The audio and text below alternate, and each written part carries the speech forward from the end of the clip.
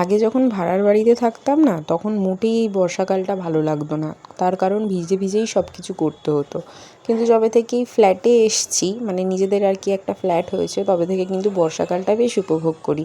তো এই তো ঘুম থেকে উঠেই দেখছি বৃষ্টি পড়ছে, আর পরিষ্কার টরিষ্কার হয়ে গিয়েছি, মানে বাসি জামাকাপড় ছেড়ে এখন চলে এসেছি রান্নার এদিকে। সকালের চা বসিয়েছি, মেয়ের মিষ্টির জল করেছি, আর ওর বোতলগুলো একটু গরম জলে আর কি ফুটতে বসিয়েছিলাম।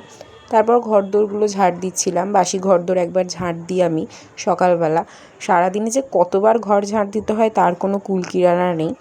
ভাত ডালটা বসিয়ে এখন সবজিটা মাকে বলে দিয়েছি কুটতে, কারণ মাই আমাকে প্রত্যেকদিন সবজিটা কুটে দেয়, আর মাই সকালবেলা ভাত ডাল বসায়, মেয়ের খাবার তৈরি করে। কিন্তু আজকে আমি তাড়াতাড়ি উঠেছি বলে আমিই করলাম।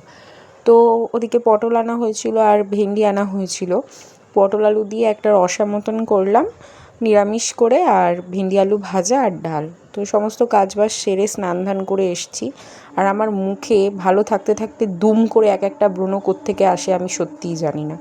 তারপর সারাদিন সেরকম আর কিছুই দেখানোর ছিল না, তাই তোমাদের সাথে কিছু আর শেয়ার করিনি। দুপুর হয়ে গেছে তাই লাঞ্চ করছি। যাই হোক, ভিডিওটা ভালো লাগলে সাবস্ক্রাইব করো।